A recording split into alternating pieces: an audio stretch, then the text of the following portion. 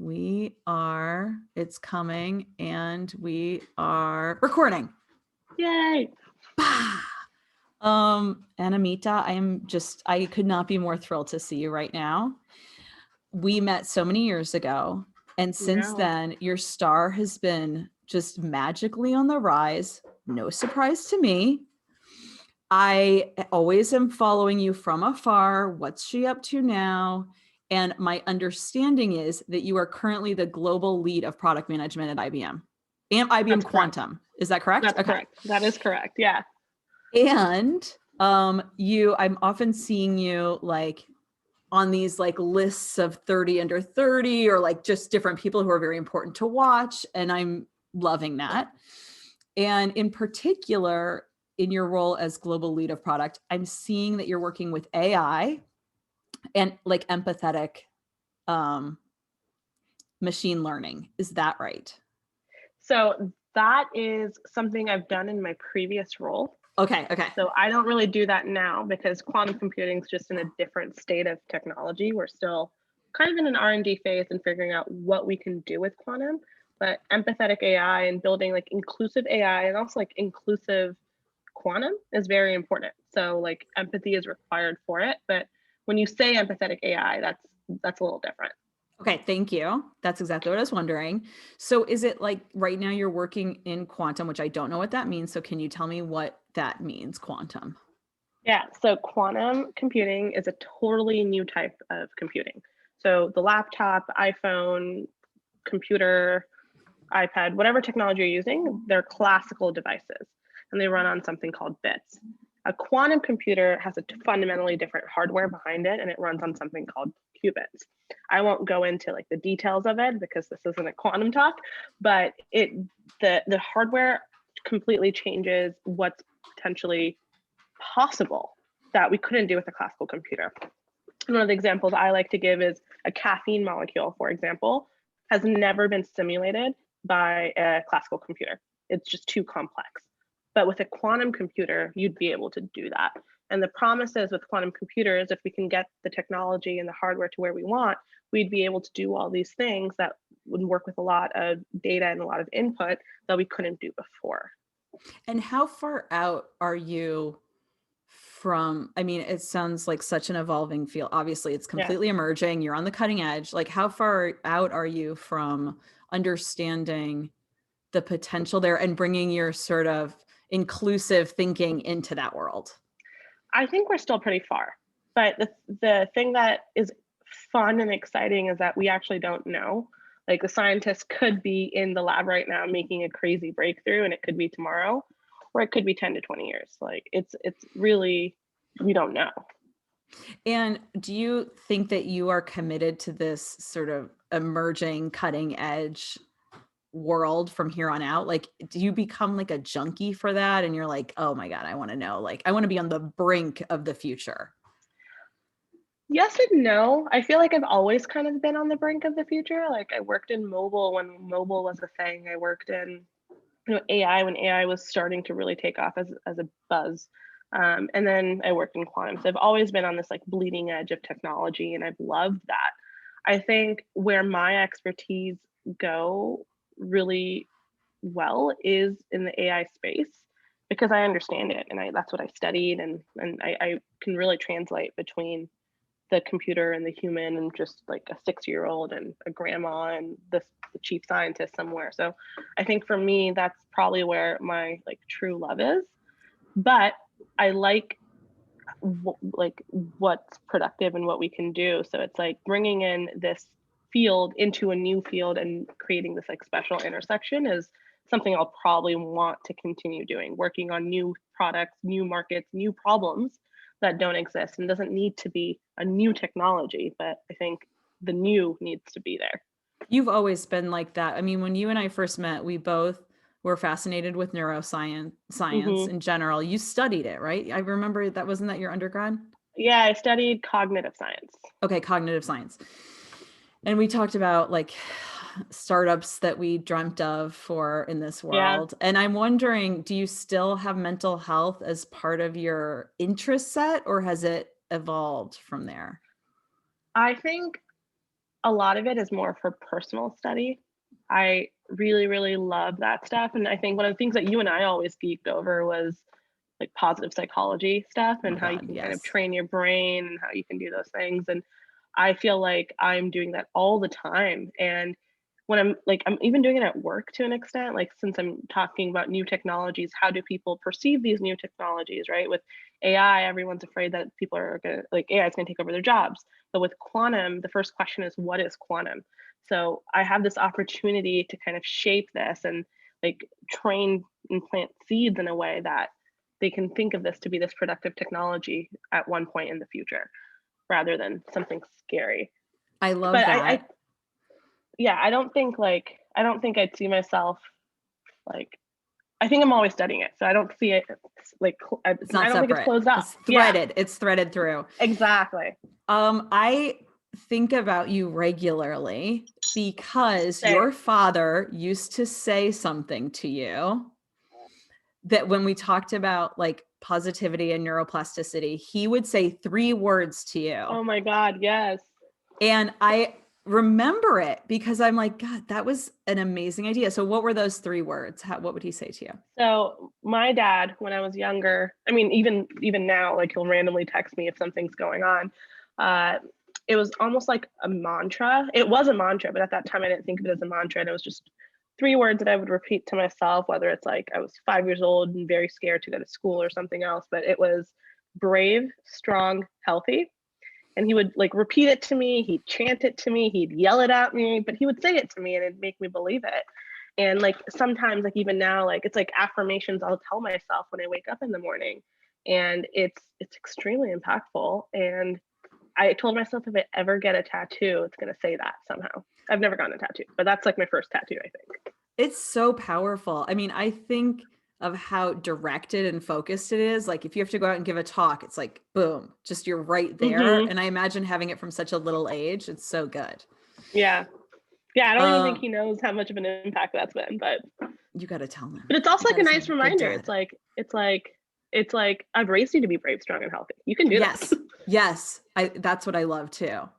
And so you moved as a kid from India and you've lived in like many different lives, but how has the experience of living in an immigrant family, like how has that changed over the past 10 years of your life? Yeah. So I was born in India. I moved around a lot when I was little. My first 5 birthdays were in 5 different places.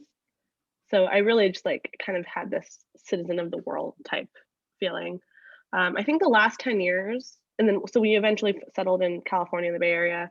I live in New York now. The last 10 years, I think the biggest change has been me becoming more of an adult and understanding what an adult is. So for an immigrant family that came to the United States, with really no one else here, we're very, very, very close. And like my family does everything together. Like growing up, we would celebrate my parents' anniversaries together. Like it wouldn't make sense for just my parents to go. Oh, the kids have to go too, right? So we do everything together. And I Wait, are think your the parents out there now or are you're no, my across the parents. country from them? I'm across the country from them. It's been a Oh, little tough, especially during the yeah. pandemic. It's been so tough. Like this is Yeah. the first year I've missed birthdays, missing holidays. It's been tough. Yeah, I was But thinking that. yeah, but I think slowly I've been like making more choices to not be in certain celebrations or certain things because I have to prioritize my life and creating my tradition. So it's just been kind of this push or pull with like understanding which things are important to my parents, which things are important to me, and which things like are not important at all and we've just been doing for a while. So it's been this reevaluation, recalibration these last 10 years as I've become more of an adult. Did you by any chance see on Humans of New York? Do you follow Humans of New York I on do, I Instagram? do. Did you see it yesterday? The I story? did. I was watching it unfold because I was hooked. Me too. Like by the second, I knew it was 11 because we know that from the second it Hmm. launches. For anyone who didn't see it, it was really amazing. It was the story of the founder of a shoe company called Atoms, Atoms, though you don't know it. Like it starts just with her describing her childhood, very traditional family in Pakistan, had no expectations of her except to get married. And she just like kept going. And it's just, she's amazing. Like the whole story is amazing. It's worth going and finding. But I just think there's something about the relationship of your parents' expectations. Intergenerationally is already hard enough. And then you add culturally on top of it, it's just intense. I think a lot of it, like I've been thinking a lot about this in the US, especially this last year. A lot of it has to do with like legal policies and how like the world you live in, right? So in the US, there's all these policies of that have stayed for a long time where like women didn't have bank accounts since this like until the 70s, right? So that's allowed this like level of misogyny to exist for a while. India's just a little bit behind that. And like in some sense, India is very ahead because we had an Indian, like a woman prime minister and other things. But like it wasn't until a couple of years ago that you could inherit something from as a daughter from your father or things like that. And like the Indian passport still says like, I don't know if this has actually changed, so I'm not sure if it's recent. But like when I had an Indian passport, it would say like my owner in a way, like I would have to put my dad's name down or something. And like it's just how it's been for so long. And I think it starts from there. And you're like similar to how we're like working through like systemic racism, we're working through this like systemic culture, all these things for so long. Yeah, it's so deep and it's such a massive ship to turn. It's like it's so hard to like move that many people in a new direction of thinking, I bet. But then again, young generation and internet, that's another thing that really struck me. She was like, we had the internet and that changed everything. It's The internet's amazing. awesome. Okay, overthinking. So it's you and I have talked about mental health, but does the word overthinking resonate with you at all? Yeah, I feel like the way I think of overthinking is overthinking. Like I maybe am running through a thought over and over in my head, or like I am like I think overthinking, you and I, something we've discussed is like it's different and manifests differently in different people. And I think for me, it's been nice to have that label just to say like, oh, I'm overthinking right now, I should stop. Yeah, it's like a perspective giver. It's like Yeah. it's like the short words, like your dad's words, you know, Yeah. these are like helpful perspective givers. Do you like what is the role of mental health in your life in general, like outside of the work realm these days? Yeah, I think this last year I had to kind of reevaluate a little bit because I had so much more time to do that. And I think for me, like I've always said, you have to work to be happy. Like it's not something that's going to be given to you. So you have to figure out what sort of things bring you joy and what sort of things don't. And you're making those active choices. And the only thing you can really control is your emotions and your feelings. So similar to how you exercise your body, you also have to exercise your mind and train it to think in certain ways. So for me, I'm constantly working towards keeping positive and doing the right things. And this year is the first year since 2017 that I restarted a daily gratitude journal. In 2017, I was very, very clinical with my life, where every day I would write down like, these are the 3 things I did, or this is something that made me happy, or something I'm grateful for. And it went down to details of like, this is how many like drinks of alcohol I had, how many cups of coffee I had, and finding like correlations between things. And I restarted that this year. So I've almost gone from this place of like baseline happy. And I feel like last year I found myself kind of like questioning with all the chaos in the world. So this year I've started to do that. I meditate almost every day now, which Good for is you. something that I used to do and then stopped, and then now I do again. Do you use I an app also or do you just have your own practice? so I have a membership to Calm. I also have a membership to Peloton. They both have meditation. YouTube has a lot of meditation. I think I'm trying to be kinder with myself with it. So if I remember to even just take 2 or 3 deep breaths and mindful breaths in the day, Yeah. I count that. I count that I meditated. So I think it's just like those atomic habits that I'm building throughout, and just being kinder to myself of did I do it in a small way. I love Calm, and I also really love their like what I love most about them is their sleep meditation. So at night when I can't fall asleep, I can listen and they kind of guide me through a gratitude practice or a deep rest practice or other things that is very specific to I'm trying to go to sleep. And it works. Mm-hmm. You end up falling asleep. Usually, yeah. Yeah. That's Okay, that's cool. I mean, good for you. You're so on it. And I love the idea that you're on it to like notice that you need a little extra attention and you're making it happen. So this is the part, and we talked about it like slightly before I started recording, but where you get to choose your theme, and I'm really excited about your theme. So let's get into it. All right. So I wanted to spend some time and talk about women in STEM and anxiety. I think something I've gotten very, very passionate about these last few years is just getting more women into STEM careers. And in 2019, I was selected by the American Association for the Advancement of Science to be a Women in STEM ambassador.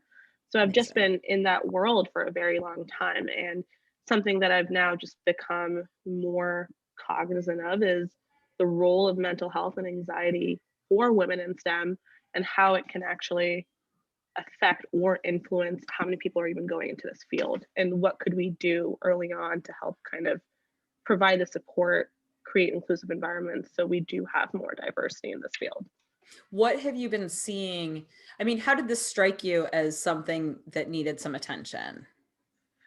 I think for me, like a lot of it was personal. When I started working in quantum, it was so scientific, and everyone I was working with was a PhD in physics.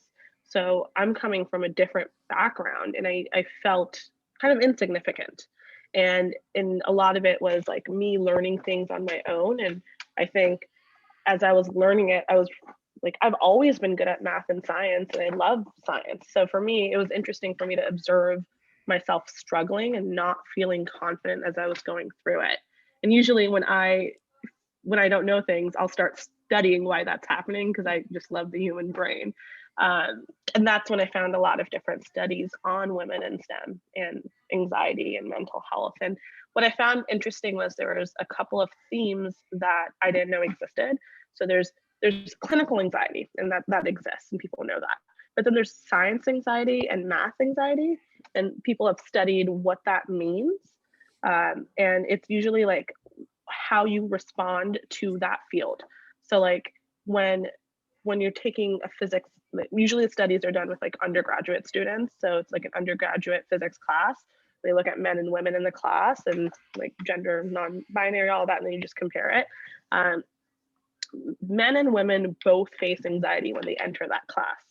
But the difference between the anxiety is statistically significant that women face it more.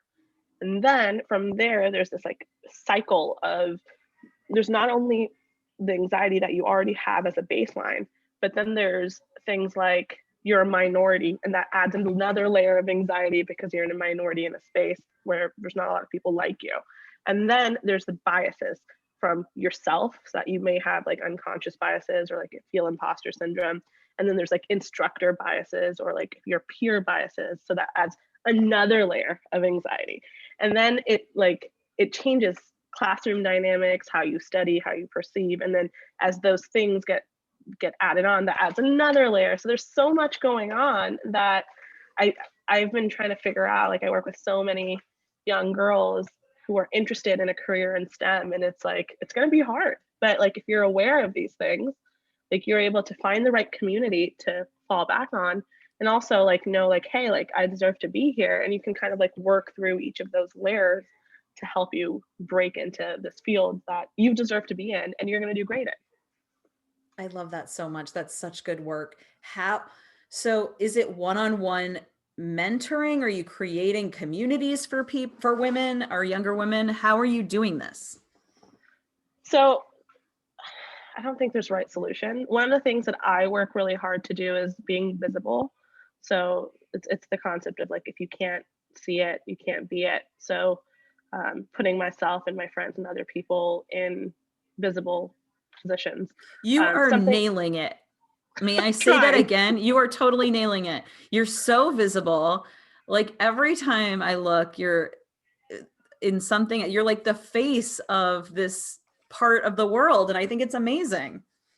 Thank you. Yeah, I'm working on it. And I think like the AAAS and the government's done a really good job with these ambassadors, because they're not only taking the women in this group, they're amazing, and they've taken us and put us in positions and placements where you wouldn't actually think of science. So one of the placements is I was in Marie Claire magazine last year, and like you can be a scientist, you can work in STEM, and also be in a fashion magazine, right?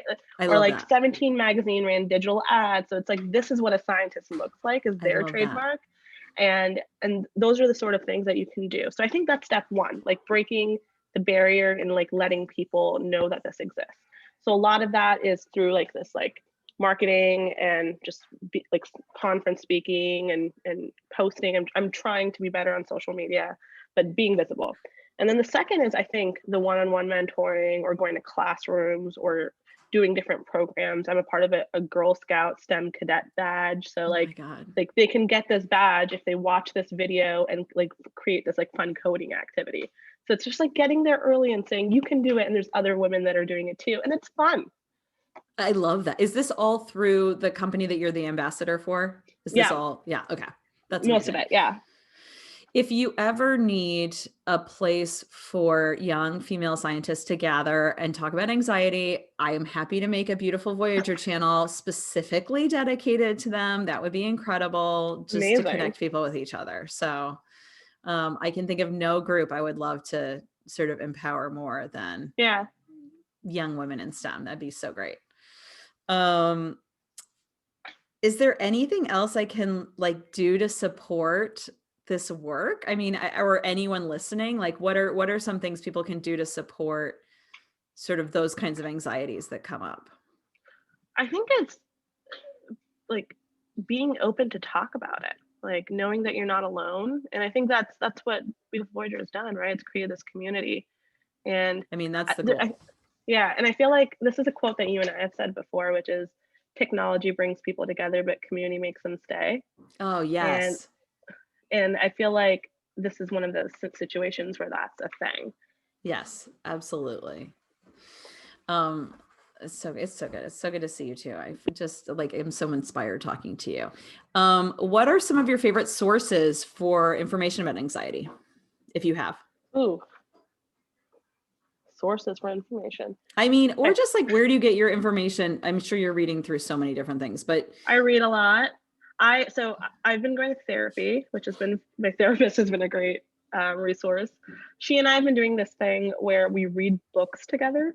So like I have a book club with my therapist. So she'll like suggest a book, and I'm just a very like pedantic person sometimes. So like I'll read it, and then it'll make me think of something that I wouldn't have maybe thought of, and I share those thoughts, and it allows me to like unravel different things. Yeah. What is a great book that you've read recently with her? Have you read the book Mating in Captivity? Yes. Or heard about it? Yeah. Yes. So we were just talking through that, which has been like really, really interesting for me to just think about my understanding of like relationships and what I expect in relationships, and just thinking through my relationship with myself and my partner and other things. Yeah, that's very cool. I love the idea of not just letting things sort of be confusing and fester and vague, but being like, how are we bringing shape to it in our own heads? Like, how are we making sense of this? And books are an amazing way to do that, for sure. Yeah. Another thing that I feel like I have that's been very, very helpful is I'm in a group chat with a bunch of just very powerful women in AI.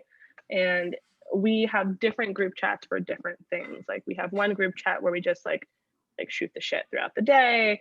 Am I allowed to say bad words for the young listeners? God, of course. Yes. Okay. Very and then welcome.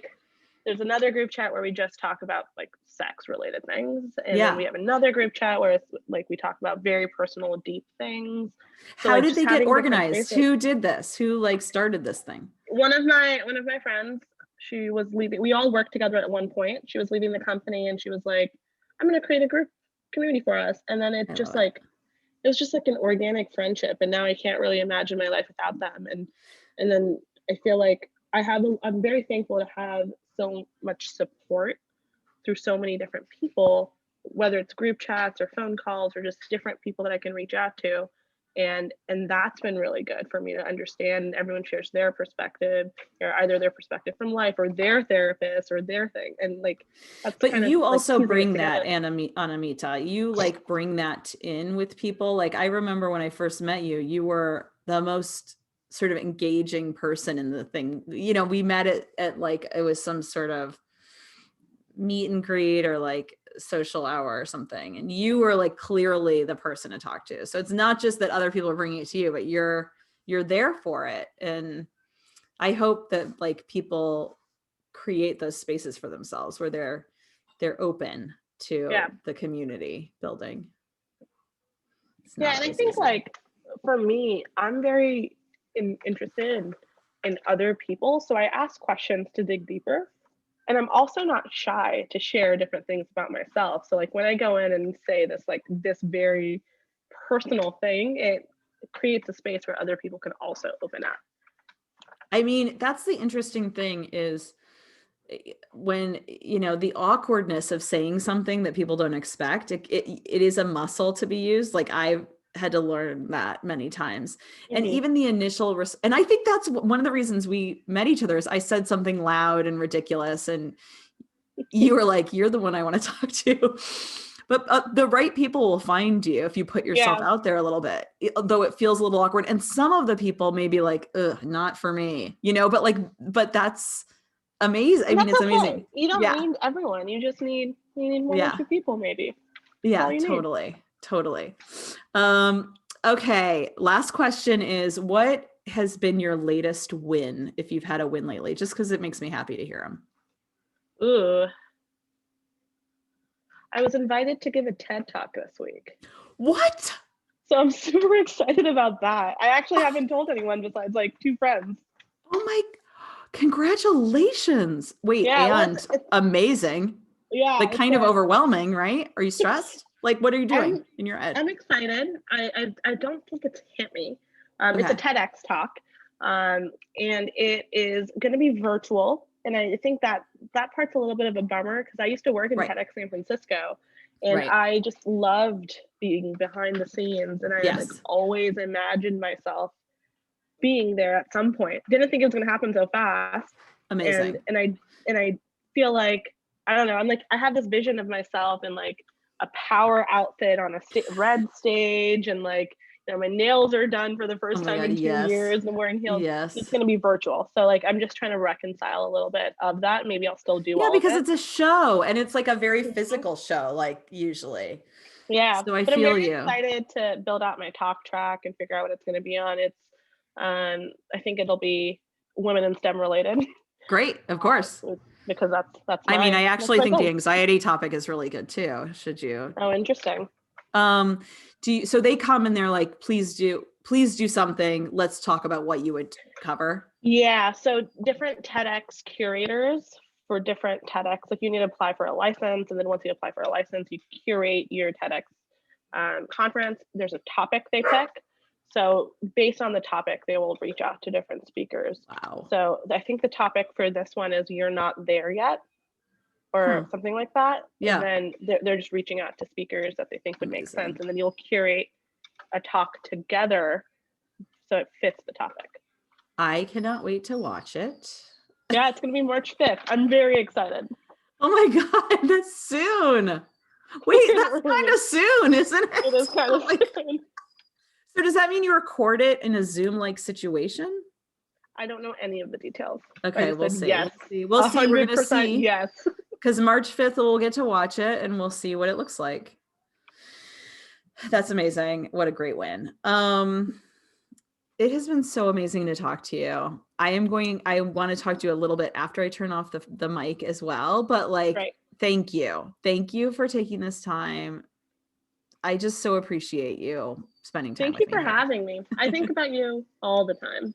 It's so great. It's so great. Okay. Stopping recording. Bye-bye, everyone.